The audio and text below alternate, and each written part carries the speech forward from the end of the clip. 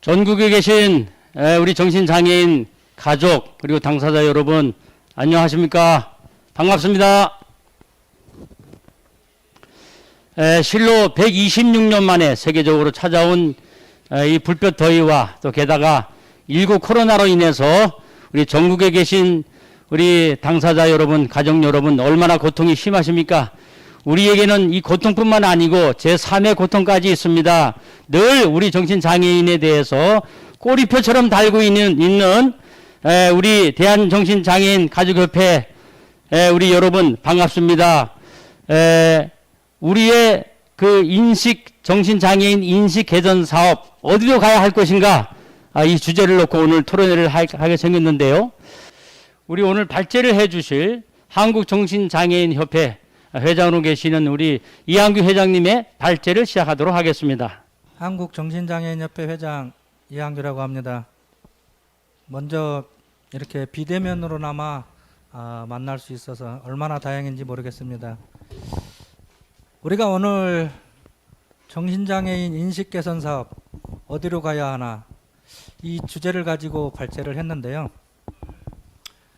오늘 발제자가 한국정신장애인협회 회장입니다. 당사자이죠.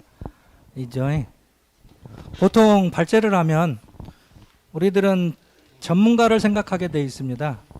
뭐 사회복지학 교수 아니면 병원에 있는 의대 교수 이렇게 생각을 하고 있는데, 저는 오늘 PPT를 가지고 많은 것들을 이야기하고 싶지는 않습니다. 우리의 현실, 우리의 인식, 우리가 어떻게 바라보여지는지 그것을 가지고 이야기를 해보고자 합니다. 제가 PT 21장을 만들었습니다. 그 보건복지부 가이드라인이 20장이더라고요. 그래서 20장 딱 하기에는 그래서 한 장을 더 추가했습니다. 추가는 뭐냐? 땡큐. Q&A. 그러면 법적 요건은 다 갖춘 것 같아요. 제가 왜 이런 말을 하냐 하면, 우리는 살아가면서 법률적 요건에 법률적 테두리 안에서 우리는 살아가고 있습니다. 자유민주주의, 자유주의 이러한 것들을 다 통틀어서 살아가고 있지만 법률적인 구속 속에서 우리는 살아갈 수밖에 없습니다. 그런데 정신장애인은 특히 법률적 구속에 의해서 살아가고 있는 것이 가슴 아픈 우리의 현실이기도 합니다. 먼저 그래도 나왔는데 발제자 소개는 간단하게 하고 지나가도록 하겠습니다. 이 사진이 커피 한 잔을 들고 있습니다. 근데 저에게는 참 의미가 있는 커피 한 잔의 사진입니다. 저는 제가 지금 당사자이기도 하지만 또 가족이기도 합니다. 저의 배우자가 99년도에 발병하여 지금 조현병 정신장애 상급으로 있습니다. 그런데 발병 후 지금 현재 20 몇 년이 됐는데 10년 넘게 아무것도 할 수 없다가 바리스타를 배워서 처음으로 저에게 커피를 타준 그 모습입니다. 그래서 저에게는 큰 의미가 있고, 10 몇 년 만에 돈을 벌어서 어떤 뉴스에서 이러더라고요. 가장 행복한 때가 언제더냐. 그랬더니 10만 원이든 20만 원이든 벌어서 아이들에게 치킨을 사줄 때가 가장 행복했다랍니다. 그것처럼 우리에게는 직업에 대한 차별도 많이 받고 있는 정신장애인입니다. 그 소리를 들었을 때, 직업이 얼마나 필요한지, 우리가 살아가면서 내가 아침에 일어나서 갈 곳이 있다는 것은 그만큼 행복하다라는 것입니다. 저는 좀 전에도 소개했듯이 저희 배우자가 장애를 가지고 있습니다. 그래서 2015년도부터 2020년도까지 대한정신장애인 가족협회 경기남지부장을 역임했고요. 현재 20년도부터 현재까지 한국정신장애인협회 회장을 역임하고 있습니다. 학교는 제가 원래 공부하는 거 정말 싫어했습니다. 공부 좋아하는 사람 없지요. 근데 지금은 공부를 정말 좋아하는 사람이 되어버렸습니다. 처음에 사회복지사나 한번 해보지 라고 생각하다가 편입을 했고, 한신대 편입을 했고, 재활학을 부전공을 했고요. 재활학은 장애학입니다. 보통 발달장애인을 위한 장애학입니다.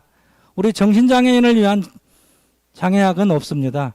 전문가를 위한 정신보건 전문 요원을 배출해내는 것은 있지만 당사자를 위한 교육은 없습니다. 지금 요즘 이제 태동하는 것은 동료 상담가라는 형식적인 시범 사업만 있을 뿐입니다. 그리고 공부를 하다 보니 또 하고 싶어져서 석박사 국가공공정책 전공 정책학 박사를 이번 8월 달에 수료를 했습니다. 또 저는 박사 수료했다고 자랑하나? 그거 아닙니다. 그리고 우리는 제가 박사 수료했다면 이런 이야기를 합니다. 아픈데 야, 어떻게 장애를 극복하고 수료를 했어? 국회에도 가야 되고 아니면 도의원이라도 해봐야지, 정치해야지. 정치학을 배웠거든요. 그런데 우리는 그런 소리를 저는 별로 좋아하지 않습니다. 그런 소리는 다르게 이야기를 해야 됩니다. 우리 장애인들은 장애를 극복하고 이겨내고 어떤 것을 성취했다라고 이야기를 합니다. 그런데 있잖아요. 장애는 이겨내는 것이 아닙니다. 장애는요, 극복하는 게 아닙니다. 장애는요, 있는 그대로 살아가는 겁니다. 제가 석박사 과정 할 동안 편안하게 갔겠습니까? 6번의 입퇴원을 반복하면서 마치게 됐습니다. 그만큼 힘들게 장애를 가지고 수료를 한 것이지 장애를 이겨내 본 적이 한 번도 없습니다. 매일 아프고 매일 어떤 날은 어떤 때는 잠이 안 오고 2, 3주 동안 2시간 자고 운전을 200km, 300km를 해도 잠이 안 오던 조증이 있을 때가 있고 어떤 때 죽고 싶을 정도로 우울해서 누워있고 그럴 때도 있는 겁니다. 제 소개가 너무 길었죠. 이렇게 해야 또 법률적인 구속에 당하지 않고 50분을 채워야 되거든요.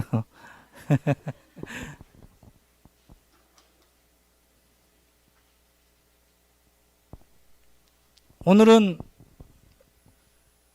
챕터는 4개로 했습니다. 정신장애인과 정신질환자, 언론이 보는 정신장애인, 그 다음에 요즘 핫 이슈죠. 국가 책임제와 사법 위반에 대한 이슈, 정신장애인의 인식 개선 어디로 가야 하나 한번 묻고 싶습니다. 첫 번째, 우리는 정신장애인과 정신질환자를 혼용한다라고 하지만 오용하고 살아가고 있습니다. 그 부분을 제가 하는 이야기가 아닌 전문가들이 하는 이야기로 보여드리려고 합니다. 원래 오늘 어려운 이야기, 전문적인 이야기는 하지 않으려고 했지만 이거는 전문적인 이야기가 아니고 법률이기 때문에 우리가 짚고 넘어가지 않을 수 없기 때문에 이런 이야기를 하는 겁니다.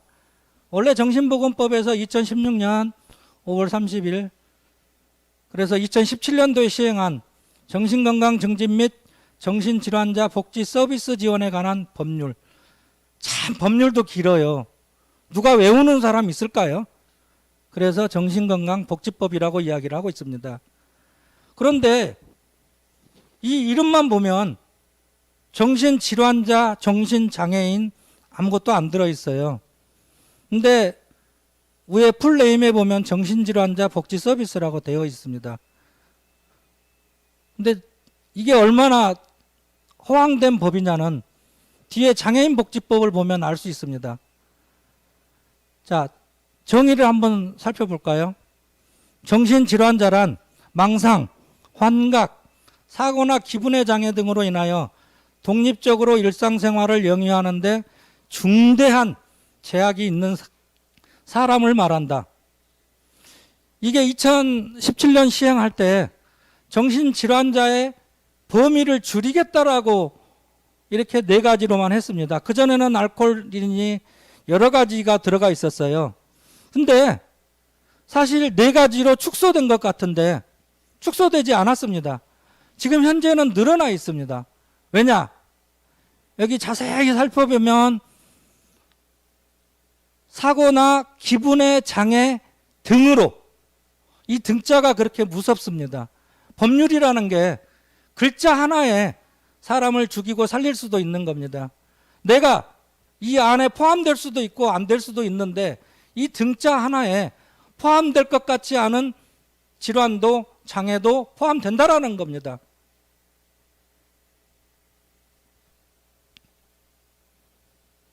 장애인 복지법을 살펴보겠습니다. 장애인이란 신체적, 정신적 장애로 오랫동안 일상생활이나 사회생활에서 상당한 제약을 받는 자를 말한다. 도대체 상당한 제약이 얼마만큼일까요? 크기를 잴 수 있을까요? 아니면 부피를 잴 수 있을까요? 저는 잘 모르겠습니다. 저도 공부를 한다고 했는데 상당한 제약의 깊이, 상당한 제약의 길이, 상당한 제약의 부피가 얼마만큼인지 저는 잘 모르겠습니다. 그럼에도 불구하고 한번 넘어가 보겠습니다. 정신장애인은 도대체 어떤 사람일까? 도대체 정신질환자는 좀 전에 설명을 했으니까 일단 정신장애인을 살펴보고 2개를 비교해 보겠습니다. 정신장애인은 장애 질환에 따른 감정 조절, 행동, 사고 기능 및 능력의 장애로 일상생활이나 사회생활에 상당한 제약을 받아 다른 사람의 도움이 필요한 사람, 또 길이, 높이도 잴 수 없지요. 부피도 잴 수 없지요. 도움이 필요한 사람 이렇게 하면 범위가 넓어질 겁니다. 혹시 아십니까? 우리나라 장애인의 숫자가 국민의 6% 정도밖에 되지 않습니다. 해외 선진국은 17%에서 21% 정도. 그 소리는 뭐냐면 장애가 특별하지 않다는 겁니다. 4명 중에 1명은, 5명 중에 1명은 장애인이라는 것입니다. 그런데 우리나라는 범위가 너무 좁습니다. 좁아도. 그래서 일단 정의를 살펴보면 가목에 보면 지속적인 양극성 정동장애, 이거는 우리 정신건강복지법에 있는 등자를 뺀 그것과 흡사 거의 비슷합니다. 그런데 2021년 4월 달에 정신장애가 추가됐습니다. 지속적인 치료에도 호전되지 않은, 지속적인 치료는 얼마만큼일까요? 도대체 우리나라 법률이 다 이렇습니다. 우리가 이런 곳에서 이런 세상을 살고 있다는 겁니다. 지속적인 치료 1년인가요? 2년인가요? 한 100년 치료해야 지속적인 건가요? 잘 모르겠습니다. 정말 저는 여기 왜 나와 있는지 모르겠는데 모르는 이야기만 하고 있는 겁니다. 제가 지금. 호전되지 않은 강박장애, 뇌의 신경학적 손상으로 인한 기질적 정신장애, 무슨 말인지 이해가 가십니까? 뚜레장애 및 기면증. 자, 딱딱한 법률 잠깐 넘어가 보겠습니다. 바로 이거지요. 우리들이 계속 딜레마에 빠져 있는, 나는 정신장애인인가 정신질환자인가.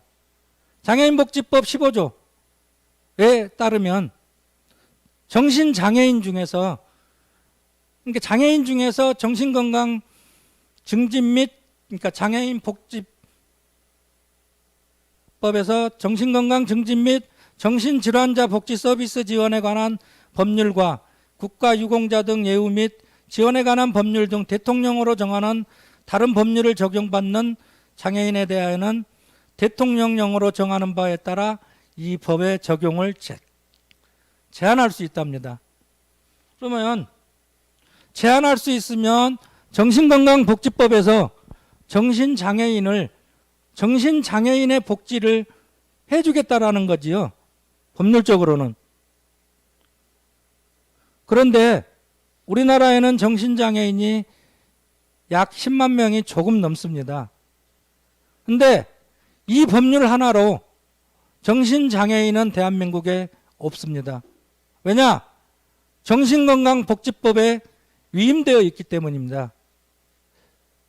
그 참 이상한 법이잖아요. 특별법을 만들어서 복지는 제공하지 않고 치료만 제공하고 있습니다. 좀 딱딱한 이야기이긴 한데, 다른 14개 유형의 장애인은 국비로 복지를 제공합니다. 근데 저희 장애인은 사회보장의 사회보험인 국민건강보험과 국비인 의료급여에서 치료를 부담하면서 복지를 하고 있다라고 이야기하고 있습니다. 과연 이게 맞는 말일까? 저는 매일 이 생각을 하는데도 아직도 모르겠습니다. 우리는 장애인인지 질환자인지. 그래서 요즘 최근에 나온 논문을 한번 살펴봤습니다. 정신장애인 빨간 글씨로 되어 있지요. 그런데 이거를 다 읽으면 다음에 할 게 없을 것 같아요. 그래서 간단하게만 읽어보면, 왜 정신질환자를 정신장애인이라고 읽는지, 제가 좋아하는 말이 있습니다. 즐겨 쓰는 말이 있습니다. 정신장애인이라 쓰고 정신질환자라 읽는다. 정신장애인이라고 프랑카드에 걸어놓고 이야기할 때는 정신질환자의 이야기만 주구장창 해대는 겁니다. 그래서 많이 불만을 토로하기도 했고, 그랬더니 지금은 이제 각주에 달리기 시작했습니다. 이것도 하나의, 저 같은 인권운동을 하는 사람의 하나의 카테고리이기도 합니다. 여기에 보면 정신질환, 멘탈 일리스, 사회적 모델에서 정신장애인 디서빌리티를 선호한답니다. 정신장애인이 아니라 디서빌리티, 선호하기 때문에 정신장애인이라 명명하겠다라는 겁니다. 그렇게 명명하면 질환자가 장애인이 됩니까? 그럼 장애인이 장애인복지법의 대상이 되는 겁니까? 정신건강복지법에 복지는 들어가 있지만 복지는 우리에게 없습니다. 장애인 인권보고서에도 똑같은 말이 되어 있습니다. 사회적 모델에서 정신장애 용어를 사용했다. 정신건강복지법상 정신질환자를 라는 용어를 혼용했다. 혼용했다. 저는 이거 인정할 수 없습니다. 혼용을 한 게 아니라 오용을 하는 겁니다. 여러분, 질환자와 장애인이 같습니까? 질환자는 치료를 하면 치료가 되는 것입니다. 치료를 하면 나을 수도 있고 일상생활하는 데 제약이 없는 겁니다. 여러분, 안경 쓰신 분 많지요? 요즘은 안경 한 50% 정도 씁니다. 우리가 어렸을 때는 도대체 몇 살인지 모르겠죠. 이렇게 말이 어렵습니다. 제가 한 10대 때는 안경 쓴 사람이 10% 정도밖에 없었습니다. 그런데 지금 안경을 쓰면 잘 보이지 않습니까? 그러면 시각장애인이라고 하지 않습니다. 안경의 도움을 받아서 우리가 활동을 하는 거지요. 그런데 우리 정신장애인은 약을 먹고 입원을 하고 퇴원을 하고 계속 반복을 해도 정신적인 어려움이 너무 많아요. 그런데 질환자입니다, 계속. 그런데 다른 나라는 정신질환을 가진 사람도 장애인으로 하는 나라가 많습니다. 지금 시간이 많이 가고 있어서 더 길게는 못하겠는데요. 이것도 좀 넘어갈게요. 좀 장애인에 대해서 잠깐만 이야기하고 넘어가겠습니다. 프랑스에는 장애인의 정의가 없습니다. 장애인의 정의가 없으니까 안 좋을 거라고 또 생각하시는 분, 반문하시는 분도 있을 수 있습니다. 그런데요, 프랑스는 내가 직업을 가질 수 없을 정도의 상황이 발생하면 장애인과 같은 범주에 들어가는 겁니다. 그런데 제가 이걸 찾다가 정말 놀라운 것을 하나 발견했습니다. 인정장애인도 있고 광의장애인도 있는데 이 중에 한 명이 어떤 것이 있냐면 정신질환을 가진 남편, 이 사람은 당연히 장애인이겠죠. 정신질환을 가진 남편과 결혼한 아내도 정신장애인으로 인정을 한다는 겁니다. 그런데 우리나라는 정신질환을 가지고 있어도 환자 취급만 합니다. 정말 이래도 되는 걸까요? 정신건강복지법의 이슈는 입원에 대한 이슈만 늘어놓았습니다. 입원에 대한 이슈 외에는 특별한 것이 없어요. 시설에 대한 이슈, 전문가에 대한, 당사자에 대한 이슈, 가족에 대한 이슈는 그 법 속에 아무것도 없습니다. 스웨덴어를 모르면 장애인입니다. 어떤 나라는 치매도 장애인이고 암도 장애인이고 어떤 나라는 당뇨병도 장애인입니다. 장애인이 많으면 좋을까요? 그만큼 복지가 잘 돼 있다라는 겁니다. 우리나라가 GDP가 코로나 시기에 2계단 상승했습니다. 그럼에도 불구하고 우리들의 복지, 우리 정신장애인의 복지는 지금도 후퇴하고 있습니다. 어떻게 해서든지 입원의 숫자만 늘리고 치료에 대한 의료적인 모델에만 집중을 하고 있는 것입니다. 그 부분에 대해서는 다시 한번 다루기로 하겠습니다. 두 번째 섹터, 언론이 보는 장애인 이야기 하겠습니다. Nothing about us without us. 무슨 말일까요? 우리 없이 우리를 이야기하지 말라는 겁니다. 정신장애인을 위한 법을 만들 때, 정신질환자를 위한 법을 만들 때, 다른 유형의 모든 장애인은 당사자와 가족이 참여를 해야지만 그 법이 완성되는 것입니다. 그런데 우리 정신질환자, 정신장애인은 법률 속에 임의조항으로 있기 때문에 참여시키지 않아도 가능합니다. 그래서 우리는 정신건강복지법이 만들어질 때도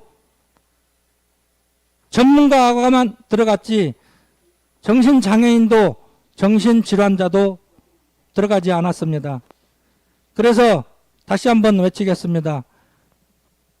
우리를 빼고 우리에 관하여 우리를 이야기하지 말라.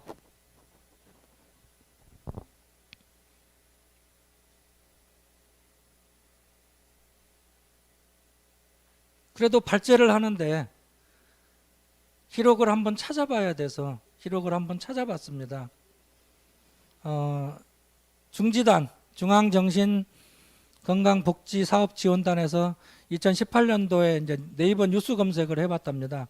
키워드는 정신건강, 정신질환, 정신병, 정신장애 이런 키워드로 이제 보도를 어떻게 하는지 살펴보았더니 사건 사고가 25.3%, 또한 대중들에게 정신질환에 대해 어떠한 감정을 갖게 하는지 살펴본 결과 분노 및 두려움을 불러일으키는 보도가 16.8%. 이해되십니까? 여기 가족 당사자 여러분, 유튜브를 시청하고 계시는 가족 당사자 여러분, 정신질환자가 분노와 두려움의 대상입니까? 사건 사고의 원흉입니까? 부정적인 논조를 많이 나타나고 조현병 스펙트럼 장애 관련 보도는 그중 절반가량이 46.7%가 분노 및 두려움을 불러일으켰다고 보고하고 있습니다. 우리는 참 코로나 시기 어떻습니까? 코로나 발병하면 며칠 격리하죠? 14일인가요? 발병해서 코로나 판정 받지 않으면 14일 정도. 그것도 정말 답답해 하실 겁니다. 그런데 아직도 10년, 20년씩 있는 사람이, 아마 5년 이상 있는 사람이 30% 이상 될 겁니다. 지금도 8만 명 정도가 입원을 해 있는데, 혹시 전체 장애인 시설에 있는 경우가 몇 명 정도 되는지 아십니까? 우리나라 장애인이 260만 정도 됩니다. 정신장애인이 10만 명 정도 됩니다. 그런데 장애인 시설에 되어 있는 곳에 약 2만 1, 2천 명 정도 되어 있습니다. 이 중에 80%가 발달장애인입니다. 중증. 그러면 270만, 260만 중에 우리 정신장애인 빼면, 자, 250만이라고 할게요. 250만 명 중에 2만 명 정도밖에 안 되는 장애인이 시설에서 생활하고 있습니다.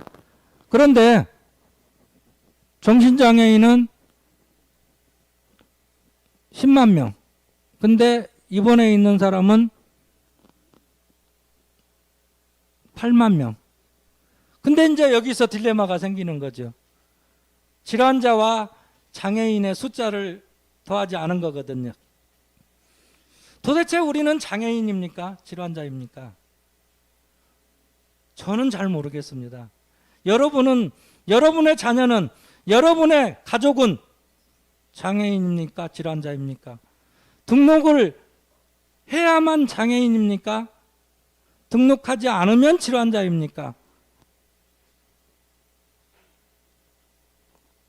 그것의 선택은 여러분의 몫입니다.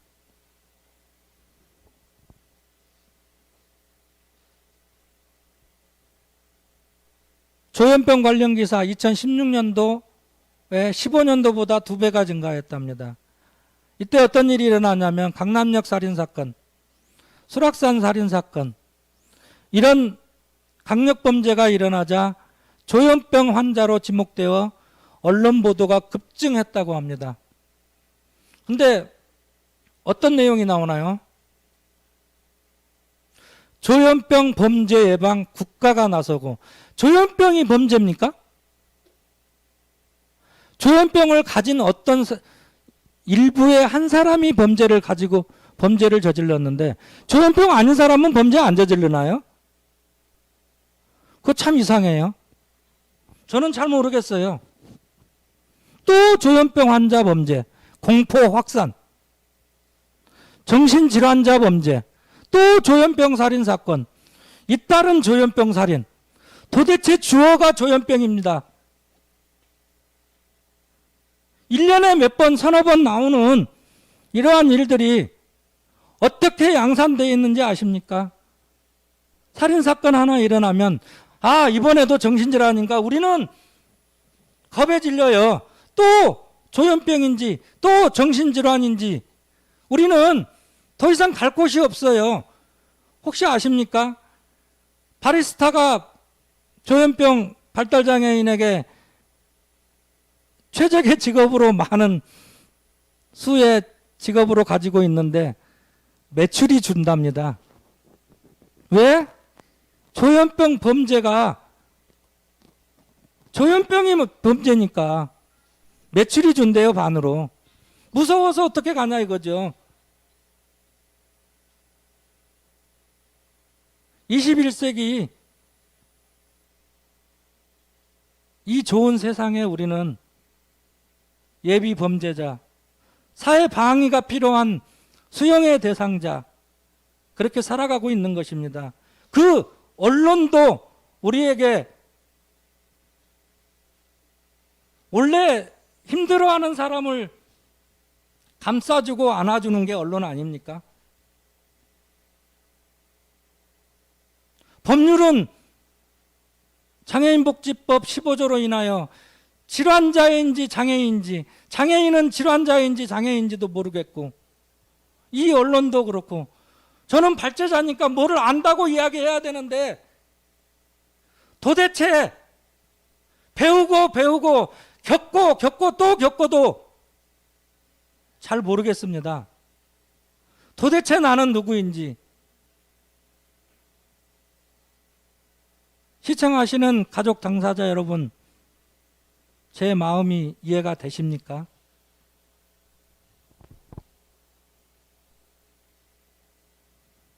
여기에도 수없이 나와 있습니다.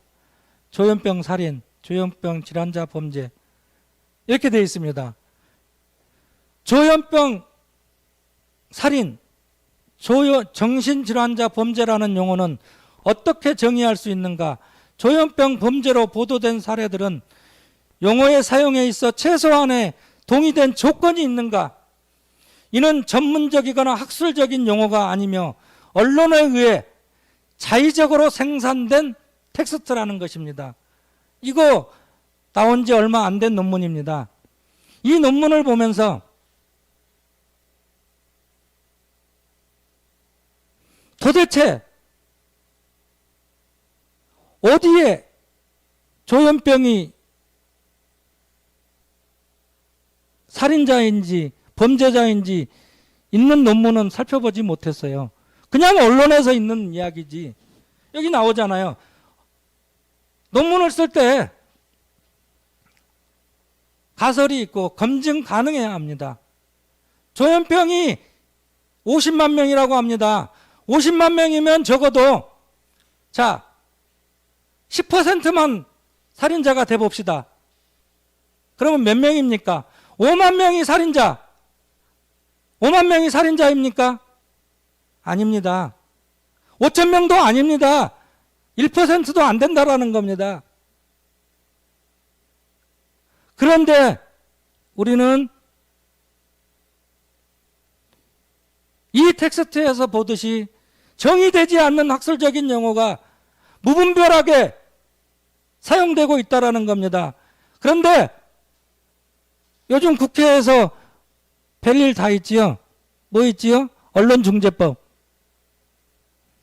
이거 해당될 겁니다. 조현병이 범죄를 하고 인정하려면 검증 가능해야 되는 것입니다. 검증할 수 없는 것들을 마음대로 써대는 것은 잘못된 거 아닌가요? 이거 다 읽으면 지루하겠지요?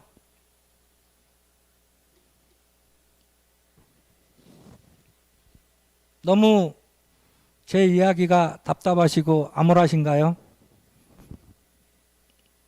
근데 우리의 삶이 참 암울한 것이 많지 행복한 것들이 별로 없는 것 같아요. 행복하게 살 수 있는 권리가 있는 이 나라에서 법률이 우리를 막고 있고 언론이 우리를 움츠려들게 하고 있다는 겁니다. 또 이슈가 되고 있는 게 있습니다. 국가 책임제와 사법 위반. 입원의 종류에는 뭐가 있죠? 자의 입원, 동의 입원, 응급 입원, 행정 입원, 보호 입원, 이렇게들 많이 있습니다. 이 정신건강복지법에 입원에 대한 것들이 너무 많습니다.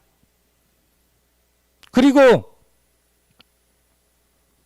입원이 어려워졌다는 말이 너무 많이 이야기를 합니다. 2017년과 2016년도의 차이는 별거 없거든요. 서류 조금 더 들어갔어요. 의사진단 한 명이 더 들어갔음에도 불구하고 2017년도 신문에 난리가 났었습니다. 난리. 그런 난리는 6.25 때 난리도 아니라는 우스갯소리가 있죠. 드라마에서. 3만 명 범죄 우려자가 퇴원할 것이다. 그런데 퇴원했습니까? 퇴원 안 했습니다. 퇴원 못 했습니다.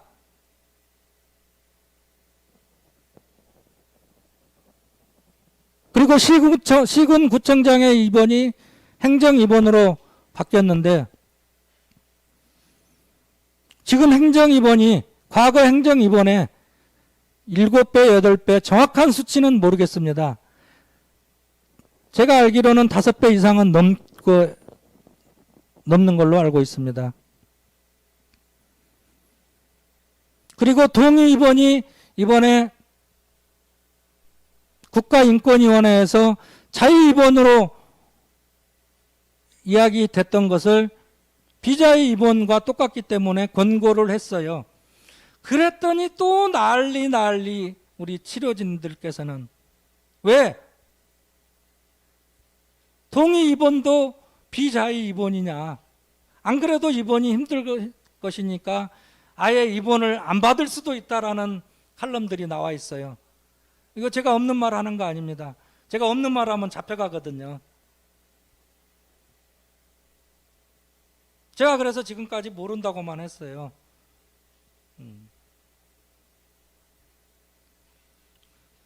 사법입원, 보호입원,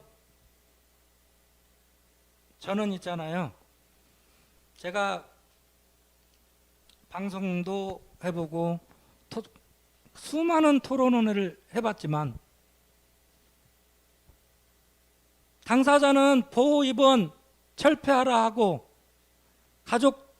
가족은 반반 나눠질 겁니다. 퍼센트는 제가 이야기하지 않겠습니다. 왜? 조사하지 않았거든요. 그런 거 신경 쓰지 않거든요.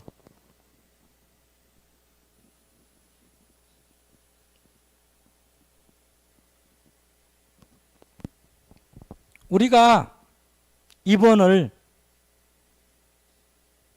강제 입원이든 보호 입원이든 응급 입원이든 다 할 테니까 저는 이렇게 이야기합니다. 나를 입원시킬 때 그 병원을 개방하라. 내 부모 형제가, 내 가족이 내가 들어가는 그 병원을, 그 병원이 어떤 병원인지 알 수 있게끔 치료는 어떻게 하는지, 그 병원을 개방하면 어떠한 수용도, 격리도 다 받겠다라고 이야기합니다. 그런데 병원들이 개방을 합니까?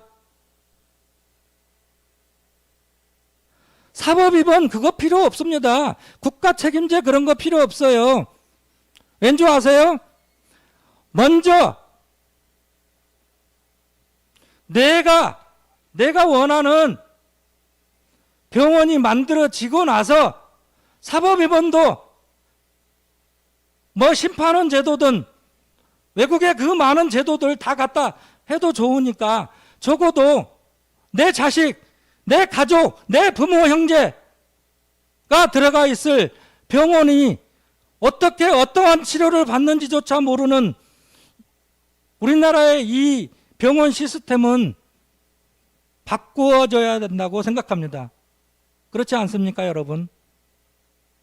지금 병원 입원하는데 어떻게 합니까? 경찰 오지요? 입원하려면 EMS 오지요?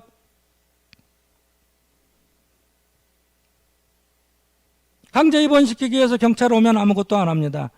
경찰이 있다는, 옆에 있었다는 이유 하나만으로 이번 적합성심사위원회에서 적법한 절차를 거쳤다고 강제 입원이 됩니다. 어떠한 병원으로 입원된 것은 신경 쓰지 않습니다. 어떠한 치료를 받고 있는지 그런 것들은 우리에게 중요하지 않습니다. 그냥 우리는 수용의 대상, 격리의 대상, 사회 방위의 대상, 사회에서 없어져야 될 안전의 대상으로 치부되고 있는 것입니까? 아까 언론에서 봤잖아요. 조현병 환자. 혹시 이번에 엊그저께는 아니죠. 한 일주일 열흘 동안 매일 뉴스에 나왔던 게 뭐지요? 전자발찌 살인사건. 그거 보면 주어가 뭐로 보이세요? 저는 제가 좀 머리가 나빠서 그런지 모르지만 전자발찌가 주어로 보여요. 전자발찌가 살인을 한 것 같아요. 전자발찌를 끊었기 때문에 살인을 한 것처럼 보이지 않나요? 그 사람이 나빠서 아니면 그 사람이 그럴 수밖에 없어서 살인을 한 건데 앞 헤드라인은 전자발찌 살인 사건입니다. 우리들의 언론은 그렇습니다. 그래야 광고가 많이 클릭수가 많다라는 거지요. 그냥 김모 씨가 살인한 거하고 조현병 살인을 조현병 범죄자가 우리 사회에 누가 살인을 했다. 왜 조현병이 살인자입니까? 결국은 언론이 결국은 국가의 법률이 우리를 잠재적인 범죄자로 만들고 있는 것입니다. 그래서 국가 책임제와 사법 위반에 대한 이슈를 이렇게 커다랗게 이번 이슈 그리고 사법 위반 물음표를 해놨습니다. 여러분 사법 위반 어떻습니까? 지금 뭐 이번 적합성 심사위원 어떻습니까? 내가 치료를 좋게 받을 수 있다라면 내가 치료받을 수 있는 곳을 골라서 받을 수 있다라면 뭐 폐쇄병동이 뭐 어떻습니까? 이게 정말 치료를 받는 곳이라면 20년 30년씩 있는 2, 3만 명의 사회적 입원 그 사람들이 나올 곳이 없어서 못 나온다는 이 세상에 21세기 대한민국에서 있어야 되는 일입니까? GDP 10위인 나라에서 저는 참 답답해요. 제가 이런 통계나 이런 텍스트를 몰랐더라면 답답하지 않을 것 같아요. 차라리 아무것도 모르고 그냥 내 몸 치료하고 내 배우자 치료하고 이렇게 살았으면 제가 얼마 전에는 시위도 했는데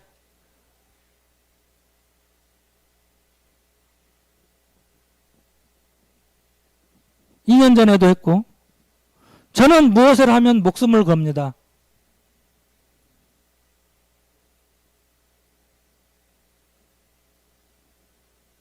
이 유튜브를 시청하고 계시는 당사자 가족 여러분, 울지 않는 사람에게는, 울지 않는 아기에게는 젖을 주지 않습니다. 싸우지 않는 것에, 투쟁하지 않는 곳에 복지 없습니다.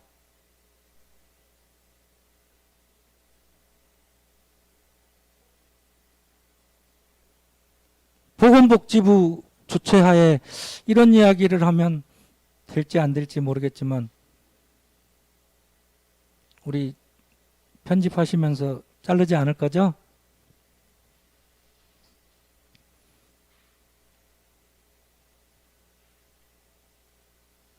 국가 책임제.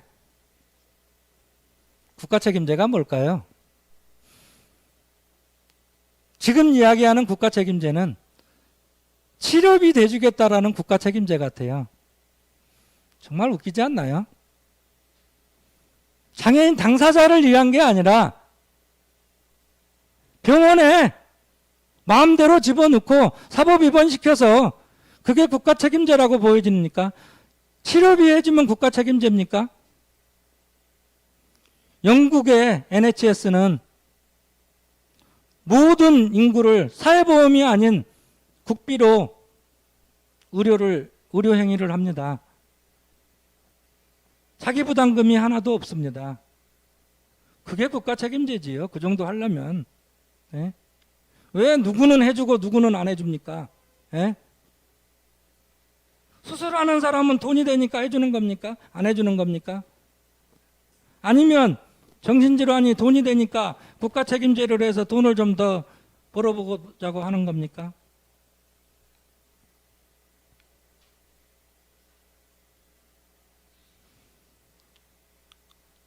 하고 싶은 말은 많은데 5분밖에 남지 않았네요.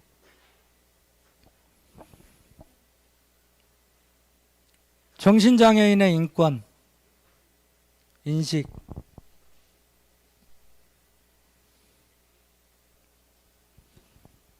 마무리가 다 되었네요. 어느 정도. 여러분, 오늘 좀 어땠나요? 속 시원하신 분도 있을 거고, 아, 저놈이 왜 졌다고 말을 해? 이런 사람도 있을 거고. 제가 1시간 동안 이야기했는데 도대체 첫 번째 챕터에서도 아는 게 없어. 도대체 모르겠어요. 내가 질환자인지 장애인인지. 두 번째 챕터에서도 모르겠어. 우리가 왜 범죄자인지, 왜 잠재적 범죄자인지 난 그것도 모르겠어. 아, 발제를 하러 나오는데 다 모른다 그러네. 예. 그리고 입원과 사법 입원 이슈, 그 다음에 국가 책임제, 그것도 헷갈려. 다 헷갈리면 여러분 이거 하나만 기억해 주십시오.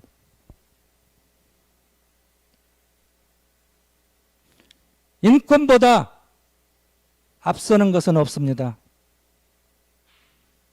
어떠한 일이 있어도 사람의 인권은 천부 인권입니다.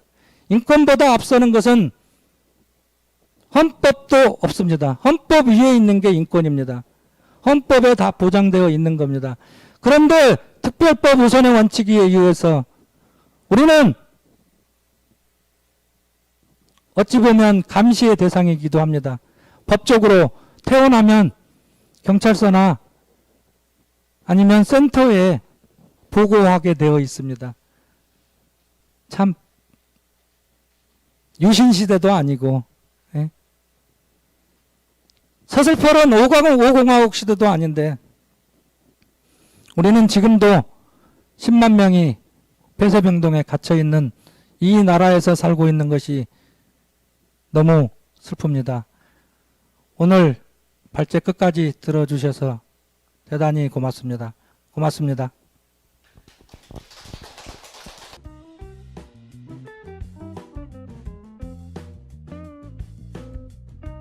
네, 우리 조금 전에 정신장애인 인식 개선 사업 어디로 가야 하나 이 주제로 발제를 해주신 우리 이한규 회장님의 발제를 잘 들었습니다.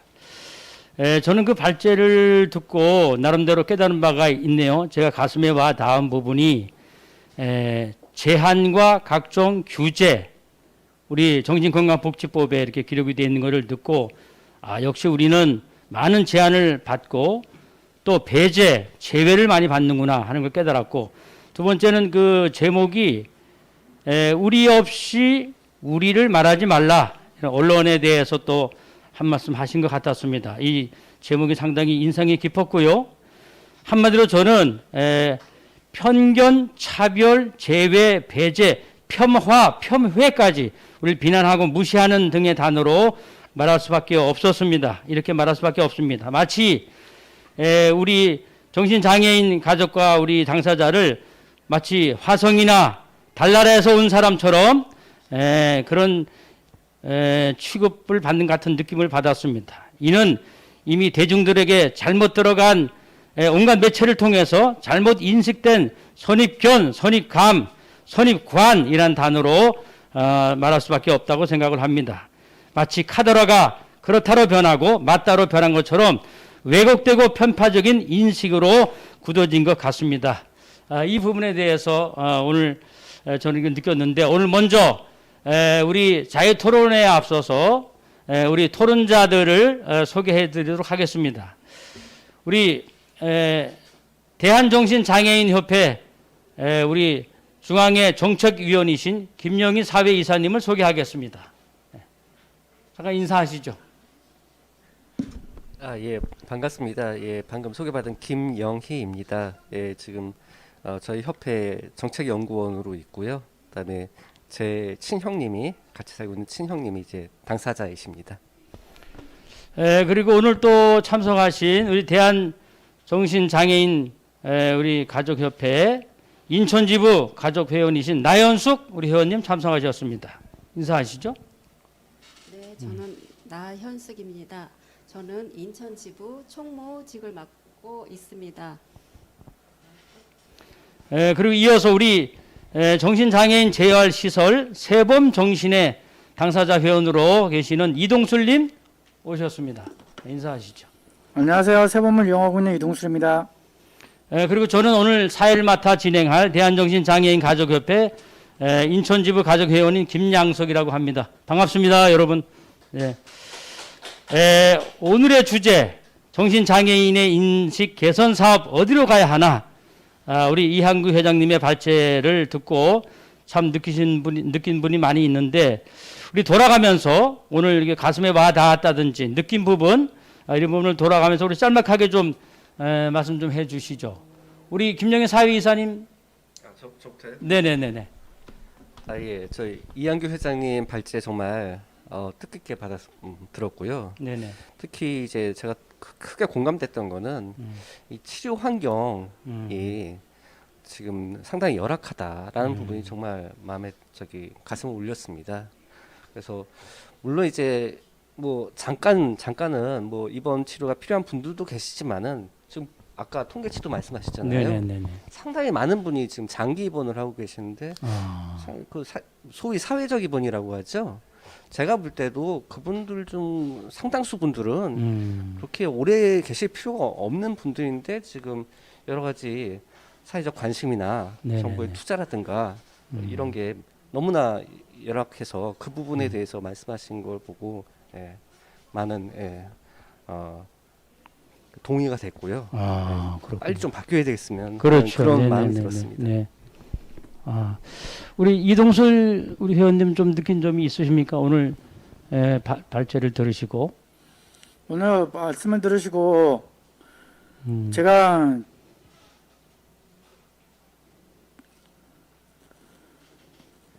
정신장애인이 무슨 사회에서 악으로 비춰지는 게 정말 싫었고요. 네네네. 그리고 조현병도 나름에 따라서는 잘 지낼 수 있고 네네네. 또 취업도 할 수 있고 취업을 유지할 수도 있고 네네네. 그런데 그러지 못하는 것에 대해서 상당히 안타깝게 생각했습니다. 네네. 저도 공감합니다. 충분히. 우리가 나연숙 우리 회원님 혹시 느끼신 점이 있으시면 말씀해 저는 주시죠. 오늘 이렇게 네. 여기 와서 말씀을 듣고 네네네. 전문적인 지식이 참 없었구나 그렇게 생각을 하고 많은 것을 이렇게 배워가고 또 알게 돼서 너무 감사드립니다. 네네네. 우리 그럼 돌아가면서 우리 이제 당사자분도 나오시고 이동술 당사자분도 나오시고 또 우리 김영희 사회이사님도 이제 가족 회원으로 또 계시고 우리 나연숙 어머니도 가족. 저도 사실은 뭐 가족 회원 중에 한 분입니다.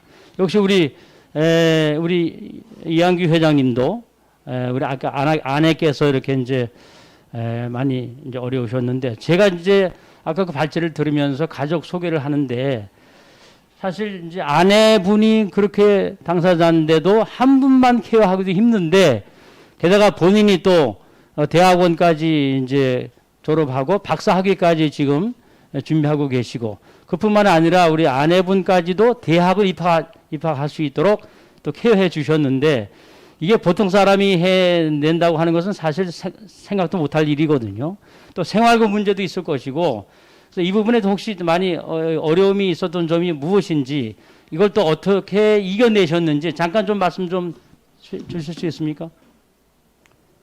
제가 좀 전에 발제를 했을 때도 저희는 저희 배우자나 저나 누구에게 보여주려고 한 것도 아니고 자랑스러워할 일도 아니고 저는 그렇게 생각합니다. 뭐 아까도 말했지만 이겨내면서 대학을 가고 대학원을 가고 그거보다는 있는 그대로를 바라봐 주셨으면 좋겠어요. 저 역시 공부에는 담 쌓고 살았던 사람입니다.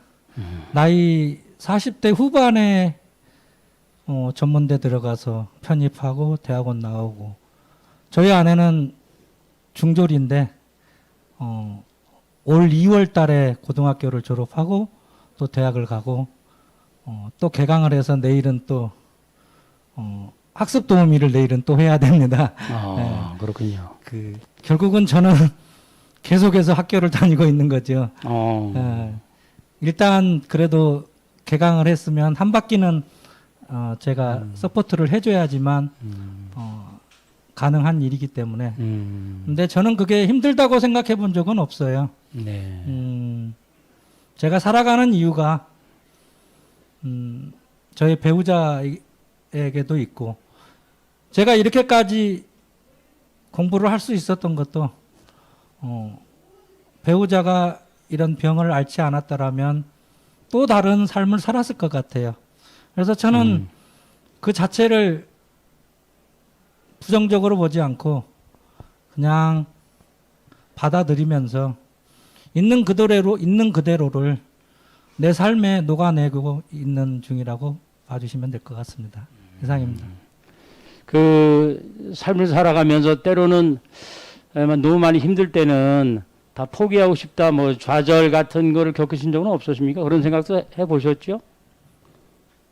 항상 그렇죠. 아, 항상 힘들지만 네네네. 그러면 입원도 하고 너무 힘들 때는 내가 살기 정말 힘들 때가 없었겠습니까? 그렇죠. 예.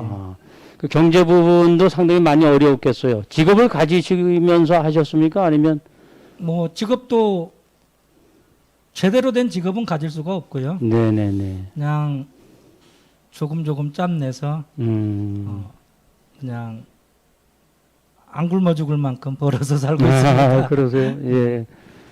우리 저 김영희 사위사님은 누가 지금 당사자로 있습니까? 지금 제 친형님이시고요. 바로 친형님. 지금도 같이 살고 있습니다. 아, 두 분이 같이 살아요?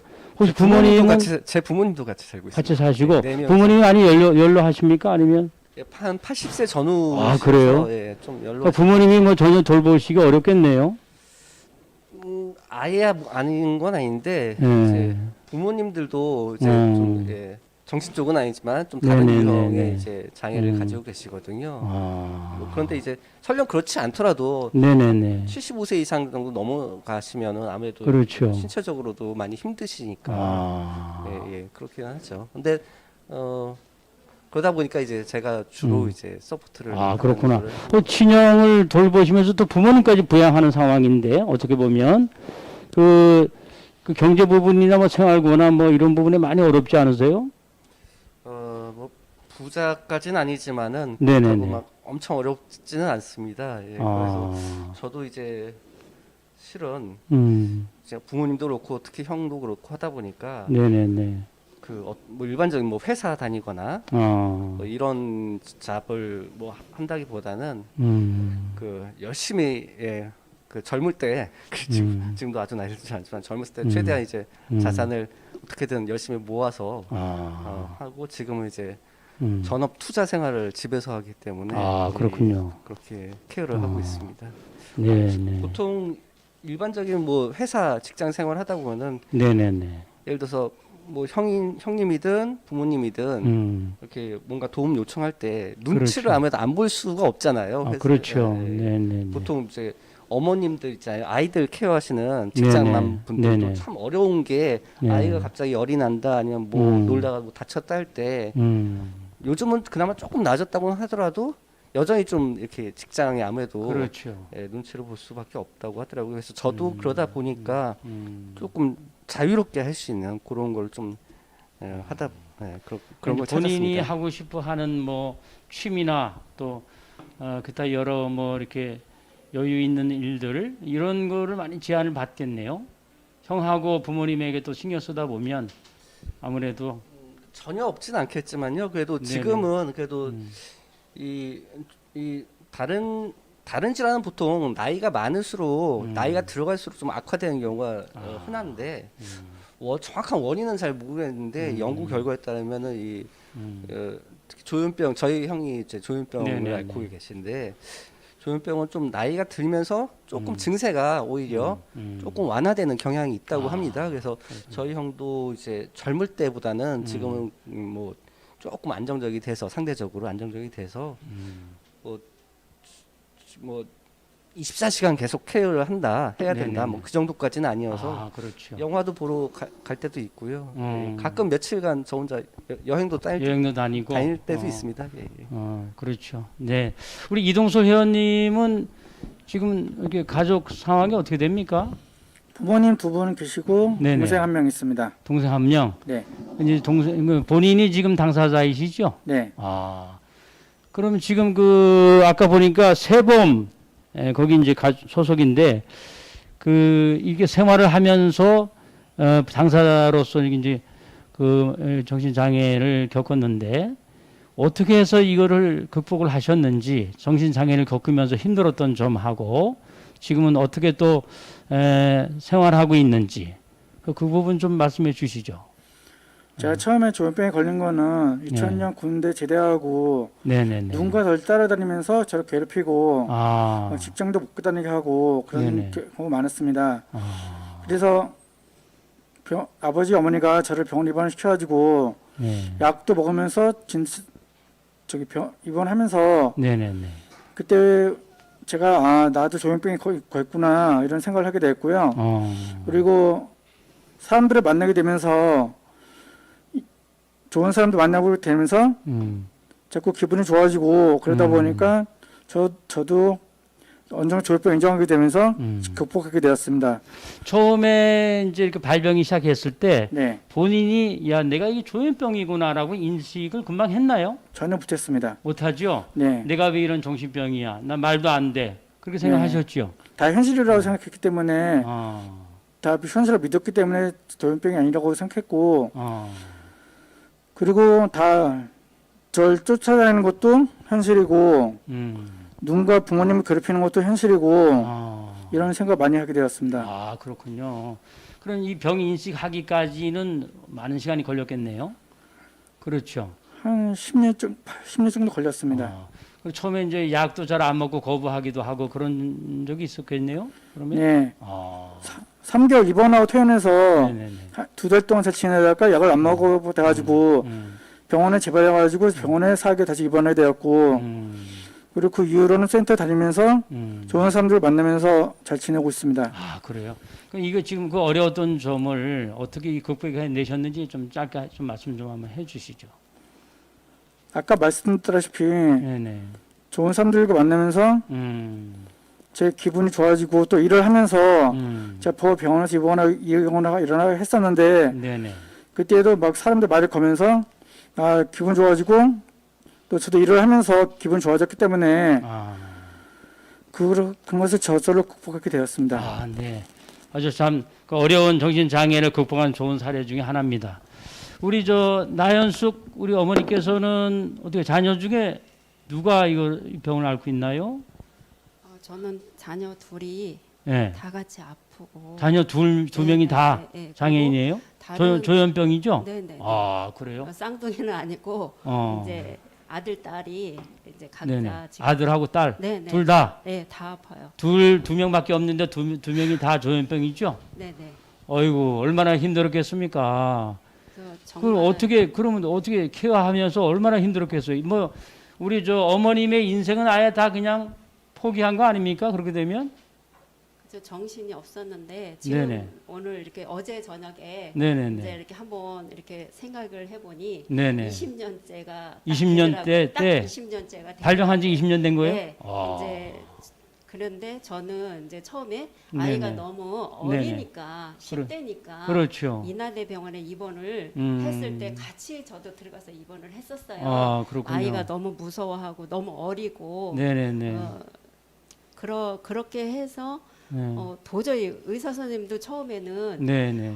의사 선생님이 잘 모르겠다고 이렇게 하니까 그때는 병원비가 진짜 자고 나면 어마무시하더라고요. 엄청 병원비가 비쌌죠? 네, 그래갖고 이제 그때 병원에서 같이 아들하고 있으면서 같이 탁구도 치고 얘기도 하고 많은 이제 환자들을 이렇게 보고 그러면서 이제 한 20일 정도 처음에 입원을 했다가 이제 퇴원을 했을 때 그때 병원에서 저한테 약을 주지 않았어요. 왜요? 네.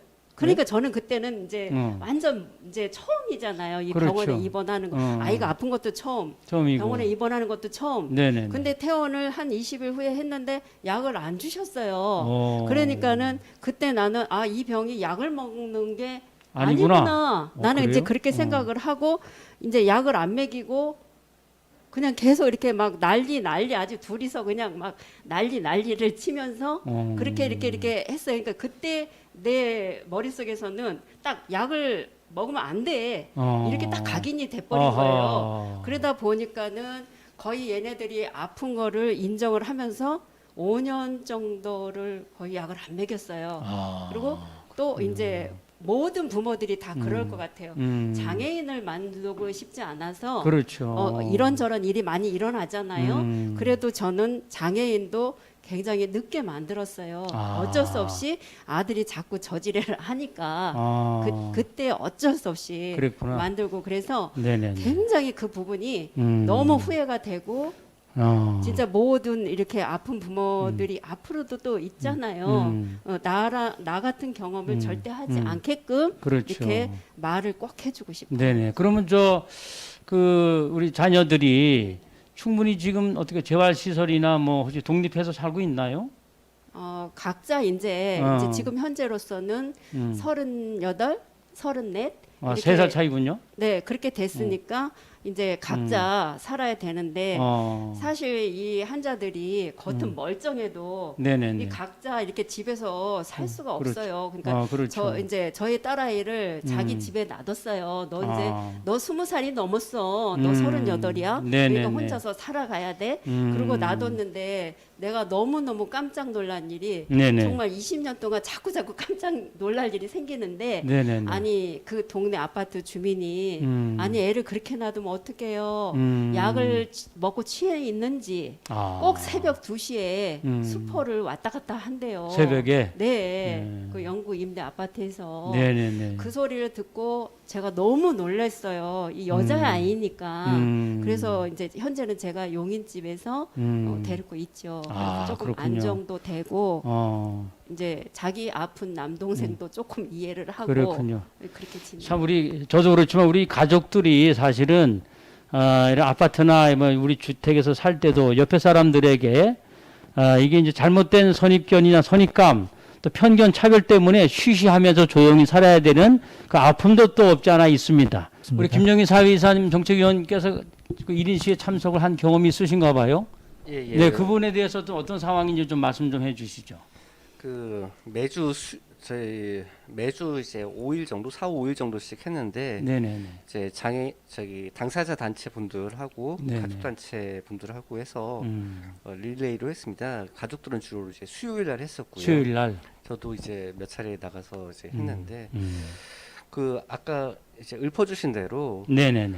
어떻게 보면 당연한 걸 요구하는 거예요. 당연한데 현재 그렇죠. 되지 네네네. 않고 있는 것들. 네네네. 그 사람이거든요. 네네. 예.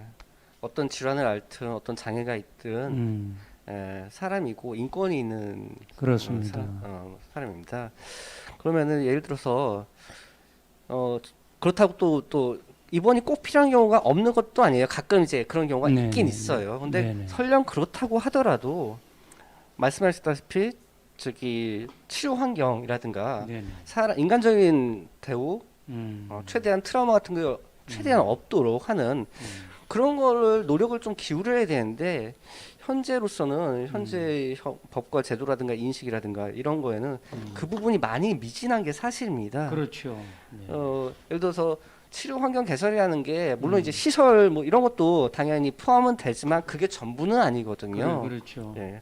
그래서 제가 알기로는 이제 새로운 경기 도립 정신병원 그런 데에서 이제 지금 작년부터인가요? 올 초부터인가 작년부터인가 하고 있는데 거기 같은 경우는 이제 그 주로 이제 정신과적 응급 상황인 분들을 전담해서 맡고 있는 곳인데요. 네네네. 그 자료 발표 같은 걸 제가 보니까 그 병원은 다른 일반적인 병원과 달리 상당히 좀 이렇게 소위 자타의 위험이라고 하죠. 응급 상황일 때도 네네네. 최대한 환자분을 설득하고 아. 얘기를 들어주고 강압적인 걸 최대한 안 합니다. 하군요. 그래서 그게 네네. 수치로도 이미 나와 있어요. 이제 그렇죠. 다른 정신의료기관에 비해서. 그래서 네네. 근데 거기가 뭐 예를 들어서 그러면 그 차이가 어디서 나느냐?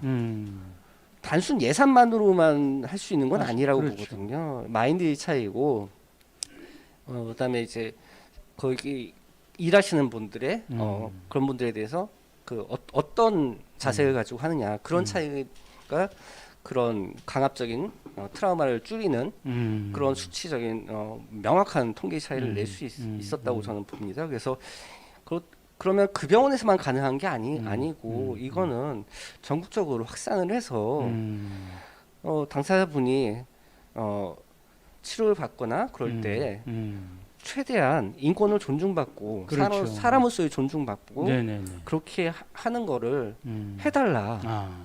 그러니까 그게 당사자분들도 절실하고 저희 가족 입장에서도 절실하거든요. 네네. 예. 아까 발제하실 때 뭐 그 병원 안에 네네. 심지어 가족도 이제 못 들어가는 경우가 있어요. 맞습니다. 그러면 어떻게 되는지 잘 안 돼 있거든요.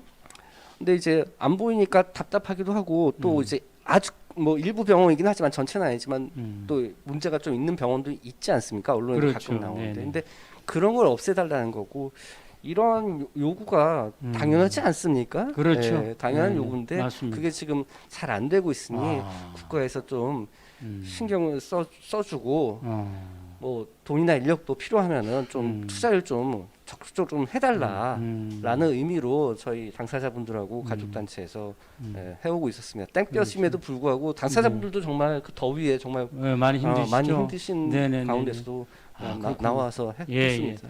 우리 사회자님 말씀 들어보니까 우리 사실 다른 장애인도 뭐 마찬가지겠지만 특별히 우리 정신장애인들은 늘 그 어떤 따뜻한 위로의 말과 사랑이 그리워하시는 분 같아. 거기에 갈급해 있는 것 같아. 좀 인간적인 면이나 우리가 그런 부분에 많이 좀 케어를 해줬으면 좋은데 자꾸 법으로만 배제시키고 법에 한해서만 억지로 도와주려고 하는 그런 성향이 있는 것 같은 느낌이 드네요. 지금 말씀 들어보니까. 그러면 제가 가만히 생각해 보니까요. 정신장애인 인식 개선이라고 할 때 제가 곰곰이 이거 생각하다가 사회자로서 준비하다가 본질이 이게 뭐지라고 생각을 해봤습니다.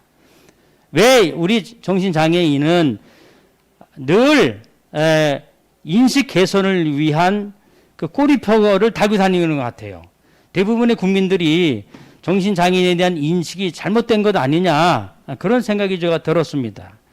그래서 우리가 이제 제가 어딜 가든지 정신장애인 관련 심포지움이나 뭐 각종 세미나나 포럼, 토론회 등에 이제 많이 가보는데 반드시 주제가 빠지지 않는 게 뭐냐. 정신장애인 인식 개선 어떻게 하면 될 것인가. 이런 주제가 늘 빠지지를 않았어요. 마치 우리 정신장애인들의 꼬리표고 이게 한이 된 것 같아요. 그런 생각을 제가 많이 공감을 하는데 이게 어떻게 결국은 이게 이제 잘못 알려지고 잘못 전해졌다는 얘기거든요. 그래서 이 결과 편견, 차별, 배제, 심지어는 무시하는 폄하와 폄훼까지 그런 일들의 속속이 일어나고 있습니다. 이러다 보니까 이제 취업, 고용 문제, 자격 취득 시험, 또 공공기관 출입 제한, 그뿐만이 아니죠. 심지어 뭐 보험 문제, 운전면허까지도 불이익을 당하고 차별 편견 때문에 많이 배제를 당하는데 이 부분에 대해서 우리가 좀 말씀 좀 나누고 싶어요. 우리 혹시 우리 이동술 회원이나 우리 또 우리 어머니께서 우리 저 나연서 어머니께서 이 부분에 대해서 좀 차별을 받고 편견을 당했던 적이 혹시 있으신지 누가 말씀해 주실래요?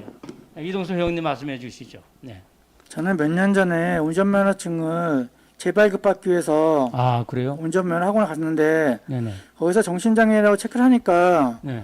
그러면은 진료확인서를 받아와라. 아. 그래서 한 3년을 받으러 갔어요. 네네네네. 그래서 그런 차별이 왜 있나, 정신장애인도 운전할 수 있고 네네네네. 그리고 그 차들 몰 수 있는데 왜 그런 차별 하나 그 생각을 많이 하게 되었고요. 네네네. 그럼 혹시 그 운전면허를 받고 운전을 하신 적이 있으신가요? 지금도 운전하시나요? 아니 아직 장롱면허예요. 장롱면허예요? 예. 이제 운전할 생각은 있으신 거죠? 네. 충분히. 네. 네. 또 운전하시는 분도 지금 많이 있어요. 네. 우리 당사자 중에. 근데 우리 그럼 나연수 우리 회원께서는 그런 부분에 또 뭐 애로사항을 겪었다든지 뭐 그런 부분이 있습니까? 저희 아들은 네네. 이제 면허증까지는 네네. 생각을 못할 정도로 아. 이제 자기가 남자이다 보니까 자기는 일을 해야 된다. 아 일을. 예. 네네네. 남자는 일을 해야 된다. 그런 생각을 많이 갖고 있어갖고 아침서부터 눈만 뜨면은 네. 막 지방이든 어디든 그 직업센터 그쪽을 뭐 천안에도 가고 네네네. 뭐 안성도 가고 네네. 뭐 어디든 가갖고 음. 일을 네. 하려고 해요. 아 지금 그래갖고 나이가 30대라 그러셨죠? 34. 34. 네, 그런데 끊임없이 야단과 욕을 맞으면서도 아하. 일을 하려고 그 전국을 다 돌아다니고 아. 어디냐 하면은 네네. 지방에 있어요. 어. 그래서 처음에는 얘가 일을 하다가 이제 그 일반 사람들은 이제 잘 모르고 외모만 네네네. 보고는 모르고 네네네. 이제 한 몇 시간 있으면은 딱 보이잖아요. 네네네. 그래 거기서 잘리는 거예요. 아. 그러면 얘가 지방에서 인천까지 막 고속도로가 굉장히 무섭대요. 네네. 그 길을 갈 때는 그 봉고차를 타고 갔는데 네네네. 올 때는 차비가 없어서 그냥 잘려갖고 집까지 오고 발이 다 부르트고 예, 예. 그런 거를 수없이 경험을 하면서도 계속 그렇게 하더라고요. 도전 정신이 굉장하군요. 네네네. 그러더니 또 하루는 이런 게 있었어요.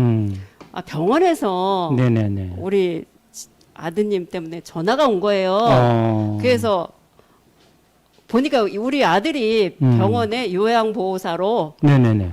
가운을 입고 15일을 근무를 하고 있었던 거예요. 그 어머니 모르셨군요. 네네. 아니, 나만 모르는 게 중요한 게 아니라 의사 선생님들도 병원에서도 몰랐던 거예요. 어허. 외모가 너무 멀쩡하니까. 그렇죠. 그래갖고 15일 동안 요즘 애들 그래 이러면서 이렇게 했는데 도저히 안 되겠어 갖고 이제 딱 조에 들어가니 이게 발칵이 된 거예요. 그렇군요. 그래서 그게 이제 제가 연락을 받고 너무 슬펐어요.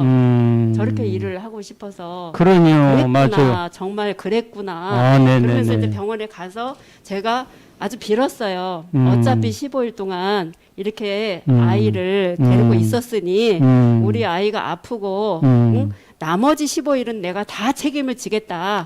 한 달만 이 아이가 마스터하게 해달라. 그렇게 해서 제가 빌고 또 그쪽 이제 원장 선생님이 너무 감사하게 이해를 해주고 허락을 해주시고 또 이렇게 수익도 내주셨어요. 그리고 얘가 월급을 딱 받고 이거 이제 자신감이 생겼네요. 더 커져갖고 네네네. 전국을 정말 다 도는 거예요. 그렇구나. 쫓겨나든 욕을 네네. 먹든 어느 네네. 나든 얘가 이제 그 찌라시 뭐 네네네. 그런 게 있대요. 그게 네네네. 이제 막 잘못 붙이면 걸린대요. 그 일을 했는데 한 번은 엄마 들어봐. 그러면서 한 번은 탁 녹음된 걸 켜주는 거예요.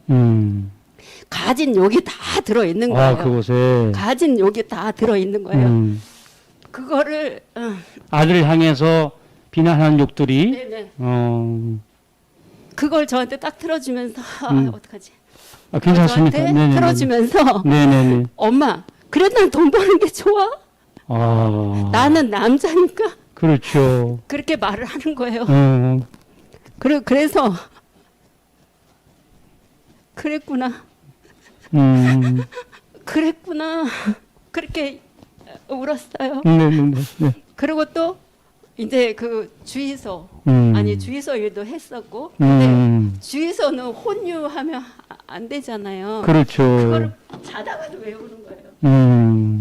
뭐 저는 저기 그 기름에 대해서 모르는데 주의소 두 가지 기름이 있대요. 아. 이게 혼유되면은 차가 망가진대요. 그걸 자다가도 약 먹고 자면서도 그거를 계속 기억해내는 거예요. 그거를 하면 안 된다. 아. 그리고 자기한테 오는 손님한테는 그 주유소 세차권 있잖아요. 네네네네. 그거를 많이 주는 거예요. 아, 자기 그렇구나. 나름대로. 예. 어. 그래 가면서 일도 하고. 그래서 저는 항상 그 아이가 일을 하는 곳에 많이 따라다녔어요. 아, 네. 아, 도와주세요. 좋습니다. 네네네. 조금만 더 써주세요. 아, 그렇게 그렇군요. 해서 이제 하다가 이제 이 아이가 나중에는 이제 건설 쪽으로 이제 이렇게 들어가고 도전을 하고. 네, 그래서 항상 그랬군요. 지방에 있고 아, 근데 그렇게 네네. 일을 하고 싶어 하는데 네. 안 되잖아요. 그렇죠. 안 되는 것도 인정을 해야 되잖아요. 그래서 저는 바람이 커요. 우리 아이를 더불어 모든 이런 진짜 당사자. 환자분들이 어. 얼마나 일을 하고 싶을까. 그래서 나는 이제 정부에 이제 부탁하고 싶어요. 아. 장애인들은 네네네. 장애인 시설에서 일을 해야 된다는 거죠. 아, 장애인 시설에서. 네. 아. 왜냐하면 이제 우리 아들도 자기가 장애인이라는 것도 인정하고 아 일반인에 껴서는 너무 힘들어. 그래서 동사무소 가서도 몇 번씩 취업을 이렇게 부탁을 했는데 그게 이제 없다. 아. 그래서 저는 없는 거 있게 만들어 달라 이렇게 지금 부탁을 꼭 드리고 예. 싶어요. 감사합니다. 우리 저 나연수 어머님께서 말씀하신 분을 저는 충분히 그 이해를 합니다. 제가 이제 속한 그 가족회원 어머니도 보면 애로사항이 뭐냐라고 물어보면 자녀가 거의 20, 30대 아들이나 딸이 20, 30대 그 당사자일 경우는 막 힘이 넘치니까 젊으니까 일은 하고 싶은데 이 정신장애인이라고 하는 그 제한 때문에 마음대로 취업도 안 되고 또 차별당하니까 이 힘이 넘치니까 어떻게 주체할 수가 없다는 거예요. 돈이 문제가 아니고 이 젊음이 왕성한 힘 있는 20, 30대 우리 자녀들은 뭔가가 좀 취업을 시켜줘야 되는데 일할 수 있는데 그것마저 편견과 차별 때문에 고용 문제가 어렵다는 거예요. 충분히 어머니 말씀 제가 공감을 합니다. 네, 감사합니다. 그래서 우리 이어서 언론 부분에 대해서 좀 말씀 좀 나누시죠. 아까 우리 이한규 회장님께서 언론들이 많이 왜곡 보도, 편파 보도, 또 잘못된 글들을 통해서 이렇게 지금 하고 이 언론이 이렇게 보도를 해서 많이 왜곡되고 오해를 하고 있는데 이 부분에 대해서 대부분 저도 사실은 언론에 조금 기자로 근무한 적이 있거든요. 그래서 언론 부분에 대해서도 이제 그런 상황을 좀 알고 있는데, 이 부분에 대해서 우리 그 사회이사님, 김영경 이사님 좀 말씀 좀 해 주시죠. 언론 부분이 편파되고 왜곡되고 이런 부분이 이것 때문에 어떠한 그 편견 차별 때문에 피해를 당했는지. 뭐 피해를 당했다기보다도 네네. 언론분들에 대해서 좀 당부드리고 싶은 네네. 말씀이 있어서 그거에 대해서 말씀드리겠습니다. 어떤 사건 사고가 없는 걸 만들어낸 건 아닌 건 알고 있습니다. 보도가 그러니까 발생했으니까 보도는 하시겠지요. 근데 이제 보도를 아예 하지 말라 이런 요구가 아닙니다. 다만 이제 보도를 하시더라도 예를 들어서 그 제목에 특정 질환하고 이렇게 제목부터 네네네. 해가지고 네. 이런 식으로 하는 거는 최대한 지양해 달라. 그렇죠. 그리고 이제 어떤 사고가 정신질환을 가지고 계신 또는 정신장애인 분이 어떤 사건을 일으켰다 하더라도 네네네. 그게 100% 그 정신질환과 연관돼서 되는 건 아니거든요. 안 그렇죠. 그런 경우도 있거든요. 네네네네. 근데 그런 거에 대해서 그 좀 구분을 해주시고 조금 네. 조심스럽게 좀 다뤄달라. 뭐 이렇게 옳겠구나, 옳다구나 하고 또 네네네. 어떤 정신질환 가진 분이 또 뭐 어떤 사건이 일어났다 해가지고 그런 식으로 하지 말아주시고 조심스럽게 좀 담아달라. 이게 그 언론은 어떻게 그 패는 칼보다 강하다는 말도 있지 않습니까? 그렇죠. 네네. 언론의 영향이 상당합니다. 그렇습니다. 그래서 예를 들어 자살보도 이런 거는 사실 한 10년 정도 됐나요? 그 네네네. 가이드라인이 이제 기자협회라고 해가지고 상당 부분 이제 좀 많이 개선이 됐습니다. 그리고 좀 실제로 개선됐습니까? 네네네. 개선이 됐고 그다음에 통계적으로도 그 미디어 관련해가지고 좀 효과가 나타났어요. 네네네. 최근 코로나 블루 때문에 뭐 네네. 다시 조금 희석되긴 했지만 하여튼 효과는 확실히 있던 것 같습니다. 그렇죠. 그래서 자살 보도처럼 이런 이제 정신질환 관련해가지고 무슨 사건 보도를 할 때 좀 신중하고 어떤 선입견이나 편견을 강화하는 쪽으로 하는 걸 최대한 지양해 달라. 그렇죠. 그다음에 네네네. 또 한 가지는 지금 여기 당사자분들도 있고 당사자분들도 있고 당사자의 가족들도 그렇죠. 있잖아요. 그렇습니다. 근데 보면 이제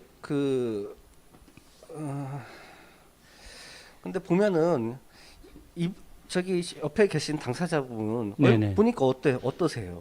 아주 극히 정상이고 뭐 위험해 그래? 보이세요? 그렇지 네네. 않잖아요. 그렇죠. 그러니까 대부분의 분들은 치료도 잘 받고 자기 의지도 있고 그렇습니다. 그렇게 하고 있습니다. 네네네네. 대부분의 분들이 네네네. 간혹 가다가 이제 방치되시고 그렇게 네네. 하신 분들이 있는데 대부분의 분들은 그렇지 않습니다. 그렇죠. 그런 부분도 꼭 좀 네. 기사를 쓸 때 염두에 두시고 시켜 주시고 그다음에 그 정신과 의사분들은 이제 진료를 계속 하잖아요. 네네네. 근데 이제 개인정보 때문에 특정하게 아주 구체적으로 말씀은 못 하시지만 그분들이 하시는 말씀을 들어보면은 조현병, 조울증, 뭐 우울증 하여튼 이런 식으로 지금 가장 인식이 안 좋은 게 사실 조현병인 그렇죠. 것 같긴 한데 조현병을 가지신 분이라고 하더라도 그 사회적으로 활발하게 활동하시는 분들이 많죠. 많습니다. 네, 그렇습니다. 어떤 뭐 네네. 이름만 들어도 알 수 있는 기업의 그렇죠. 임원, 네네네네. 교사도 있고요. 네네. 꼭 무슨 사자 직업이 아니더라도 네네. 활발하게 사회 일원으로서 당당하게 정상이 활동하시는 못지않게. 분들이 많습니다. 네네네. 그런 분들에 대한 것도 네네. 좀 감안하고 좀 심층 보도 좀 해주고 그런 그런 거. 보도를 네네네. 좀 적극적으로 해주시면 네네. 좋지 않을까 네네네. 하는 그런 당부의 말씀을 좀 언론인 분들한테 드리고 싶습니다. 네네. 아까 국회의사당 앞에서도 1인 시위, 무책임한 그 조현병 기사를 막 쏟아내고 또 언론은 장애인에 대한 낙인과 편견을 조장하는 일을 멈춰라고 강력하게 이렇게 이제 1인 시위를 하는데 우리 이한규 회장님이 좀 이 부분에 대해서 좀 말씀 좀 해주시죠. 원래 언론은 알 권리라고 이야기합니다. 네네. 그래서 지금 국회에 계류되어 있는 것도 알 권리를 침해한다라고 해서 야당에서 첨예하게 대립하고 있는데 틀린 말 아니죠. 뭐 야당의 말도 일리가 있고 네네. 여당의 말도 일리가 있습니다. 그런데 저는 한 두세 달 전에 겪었던 이야기예요. 네. 줌으로 기자회견을 했어요. 줌으로. 근데 패널이 3명? 네네. 패널이 3명밖에 없었어요. 네. 3명인가 4명 정도 됐는데 저의 기사가 묻혔어요. 알 권리라면 제가 한 이야기도 나와야 돼요. 그렇죠. 내가 거짓말을 치지 않은 이상은. 그런데 기사 자체가 나오지 않더라고요. 제가 아까 했던 이야기 했어요. 네. 병원 공개하고 심장병이 앓고 있으면 심장에 권위 있는 심장병 교수님을 찾아가고 네네. 신장이 아프면 신장병 권위 있는 의사를 찾아가는 게 우리들의 삶이고 우리들의 현실인데 그렇죠. 우리 정신장애인은 극소수의 몇 명, 대학병원이 그렇게 많지 않거든요. 그렇죠. 교수님이 그렇게 많지 않거든요. 네네네.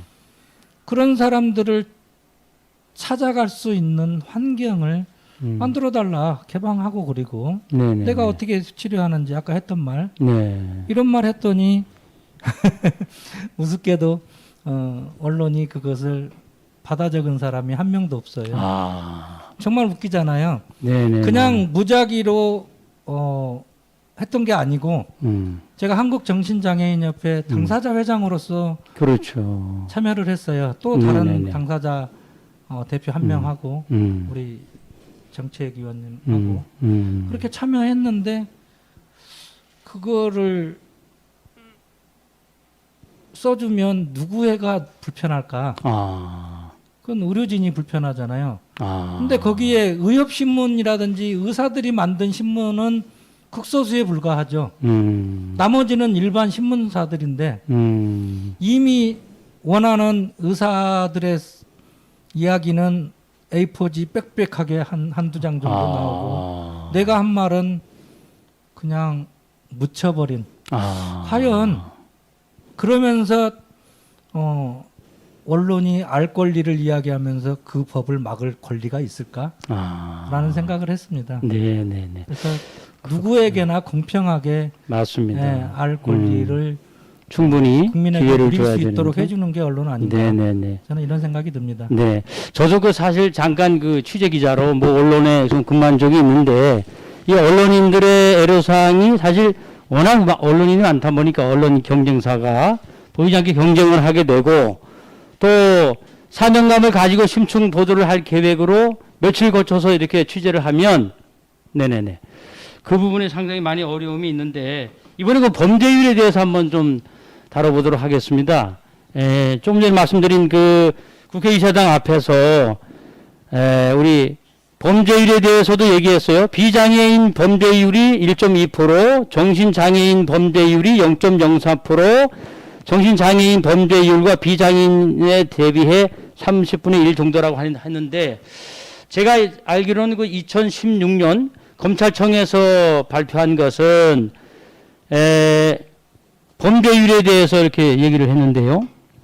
우리 비정신장애인의 범죄율은 1.4%, 정신장애인의 범죄율은 0.1%, 그 중에 조현병 우리 환우들의 범죄율은 0.04%밖에 안 된다라고 하더라고요. 극히 적은 범죄율인데 큰 사고만 터졌다 하면 저 정신병 아니야? 이런 식으로 이미 인식이 돼가지고 이 인식 개선을 하려고 하면 시간이 많이 걸릴 거라고 저는 생각을 하고 있습니다. 이 범죄율이 사실 맞습니까? 우리 저 사회사님, 예. 그 부분에 대해서는 모르겠습니다. 또 당사자분들이 좀 기분 안 좋아하실지도 모르겠는데 네네. 대검찰청 자료는 사실 그거는 조금 엄밀하거나 정확한 자료는 아닙니다. 아니라고 볼 수 있는 거죠. 그래서 이제 얼마 전에 그 논문이 나왔거든요. 우리나라에서 전수조사해서 이제 네네네. 조현병 가진 분들의 했는데 범죄율이 낮습니다. 4분의 1 정도인가? 예, 네네네네. 예, 낮은 게 사실입니다.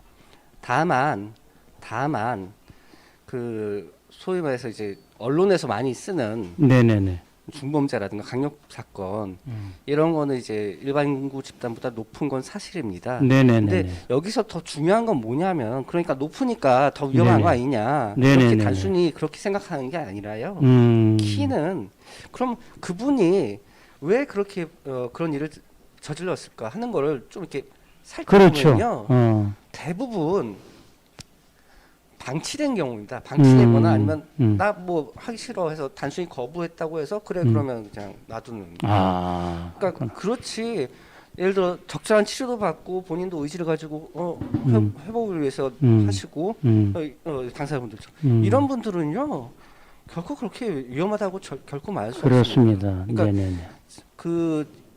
그래서 단순히 이게 범죄율이 뭐 어떤 범죄율이 높다 낮다 그것도 물론 중요하지만 그러면 이 원인이 뭐고 어떻게 해야지 그런 걸 좀 줄일 수 있는가 그렇죠. 그 내면을 더 보고 네네네.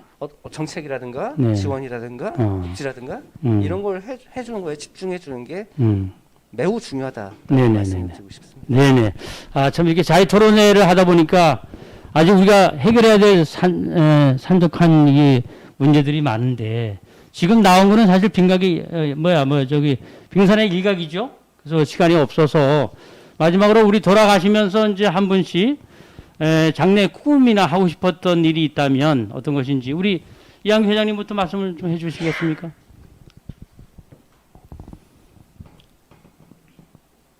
장애는 누구나 올 수 있습니다. 네네네. 예, 선천적인 장애인 10%, 후천적 장애 90%. 누구나 장애가 될 수 있다라는 생각을 한다라면 장애인에 대해서 인식이 좀 더 나아지는 사회가 되지 않겠나. 네네네네. 이걸로 마지막을 가름하겠습니다. 아, 네, 감사합니다. 우리 김영희 사회이사님 말씀해 주시죠. 지금 앞으로 미래 꿈이나 뭐 하고 싶은 일. 오늘 이 방송이 인식 개선 그다음에 속풀이 쇼, 네네네. 속풀이 쇼였나 그렇죠. 아까 이제 어머님 이제 말씀하시면서 네네. 아드님 그렇게 일하고 싶어 하고 막 눈물 흘리시는 거 보고 저도 비슷한 심정 겪었기도 하고요. 하니까 네네네. 미약 하나마 이 방송이라든가 그리고 이게 이제 작년에도 했었고 그다음에 여기 경기 인천만 하는 것도 아니고요. 거연까지도 그렇죠. 하고 있습니다. 그래서 네네네. 힘이 약해 보이시라도 네네네. 이런 게 자꾸 계속 반복되고 여러 곳에서 목소리를 내다 보면은 네네. 정말 그 정신장애인 분들과 그 가족에 대한 인식 개선이 네네. 되는 것이 결코 꿈이 아니다. 네네네. 오히려 꿈은 나중에 이루어질 수 있다. 좀 네네네네. 느려 보일지 몰라도 아. 그런 희망의 말씀을 꼭 드리고 싶습니다. 네네, 감사합니다. 우리 이동수 의원님 말씀해 주시죠. 지금 하고 싶은 일이나 학내에 뭐 꿈 같은 게 있으시면. 저는 네. 경기도 지식인이라는 사이트를 통해서 외국어를 공부해가지고 다른 나라 사람들과 얘기하고 싶고 네네네. 또 취업도 일시적인 게 아닌 계속적으로 일하고 싶고요. 네네네. 또 그런 게 정책에 반영됐으면 좋겠습니다. 네네, 감사합니다. 또 우리 나연숙 어머니 말씀해 주시죠. 저는 네. 우리 자녀들이 네네네. 이제 요즘에 막 춤도 추고 네네네. 노래도 하고 네네네. 그리고 저희 아들 같은 경우는 베이스를 네. 많이 투자해서 그래요? 많이 배웠거든요. 근데 네네네. 이제 쓸 데가 없는 거예요. 네네네. 근데 아이는 시간이 많잖아요. 그렇죠. 그런 시스템도 좀 잘 해줬으면 좋겠어요. 아, 네, 감사합니다. 저도 그 장애인 가족위원으로 한 사람을 끝으로 저에게 한 30초만 기회를 주시면 제가 말씀을 드리도록 하겠습니다. 지금 여러분 우리 저 지구촌이 몸살을 앓고 있습니다. 나라가 나라를 대적하고 민족이 민족을 대적하고 처처에 전쟁, 기아, 굶주림이죠. 게다가 불, 태풍, 홍수 역대 없었던 기록을 갈아치우고 있습니다. 이로 인한 트라우마, 각종 정신질환이 지금 엄청나게 지금 확산되고 있는데 어떤 분은 그래요. 앞으로 이 지구촌이 정신병동이 될 것이다. 맞습니다. 여러분. 이게 이제 우리 집은 괜찮아, 내 자식은 괜찮아, 우리 부모는 괜찮아 이렇게 넘어갈 일이 아니라고 저는 생각합니다. 앞으로 이제 우리가 이게 개인 가정 또 이 사회 문제를 넘어서서 지역, 정부, 이 국가 문제로 지금 대두되고 있습니다. 옛날에 그런 말이 있죠. 호미로 막아야 되는데 호미로 나중에 이게 방치하다 보면 호미로 막을 걸 가래로도 못 막는다. 이런 것처럼 우리 정부와 또 우리 사회국가 또 우리 권력을 가지신 분들 또 언론인 분들 또 이 관련된 분야에 종사하는 분들 정말 우리가 같이 정신 차려야 되겠습니다. 우리는 화성인이 아닙니다. 달나라에서 온 사람이 아니에요. 같은 국민이고 같은 딸이고 부모님입니다. 여러분 이거 좀 이해해 주시고 품어주시고 좀 사랑해 주시고 유래해 주셨으면 감사하겠습니다. 자, 그럼 우리 이제 마지막으로 인사를 할 터인데요. 제가 어떻게 할까요? 지금 하나 둘 셋 하면 감사합니다 하고 인사할까요? 네. 하나, 둘, 셋. 감사합니다. 네, 수고하셨습니다.